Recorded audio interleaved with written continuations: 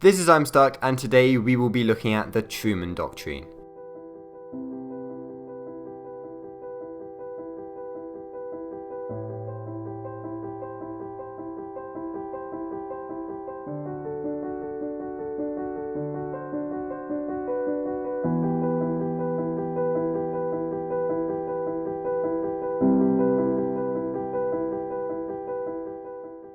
So the main policy which was introduced in the Truman Doctrine was containment, and the Truman Doctrine announced that the US would actively prevent the spread of communism by aiding states who were exposed to it, and this aid was available to any state who required it, and this was really called the Marshall Plan, but we will learn about that in a later video.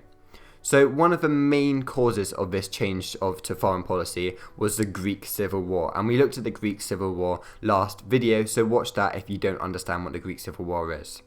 And due to Britain not giving aid anymore to the Greeks, this vacancy was filled by the US.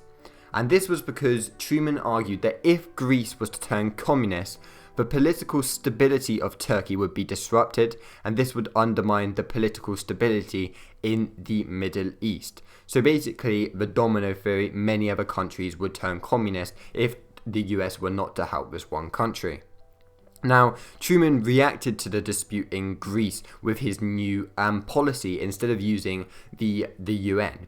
And this was interesting, but it may have been because he believed that the USSR would simply veto the decision as they had their veto power.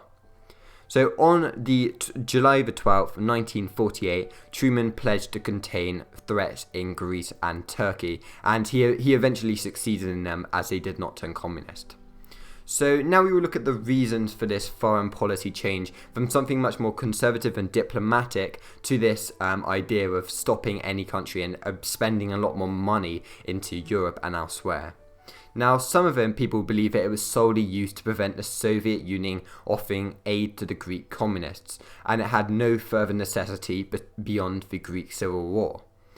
Now, others believe that it was a response towards the aggressive foreign policy in which the Soviets had adopted in Eastern Europe, and this may be true because obviously, as we learned about when we learned about Stalin's actions, he did take over basically the whole of Eastern Europe into his buffer zone, excluding Yugoslavia. Now, Truman also needed to demonize the Soviet Union in the minds of Americans as a way of justifying his aims of turning the US into a global superpower and spending a lot of money abroad to fight this spread of communism. By other countries becoming military dependent on the US as well, it would mean that the US would be transformed into a global economic power, as by increasing military dependency, it would also increase the economic dependency. And this was another reason why the Marshall Plan was followed to reinforce the Truman Doctrine. So thank you for watching this video. I hope you enjoyed it. Please can you subscribe to my channel, and I'll see you soon. Bye.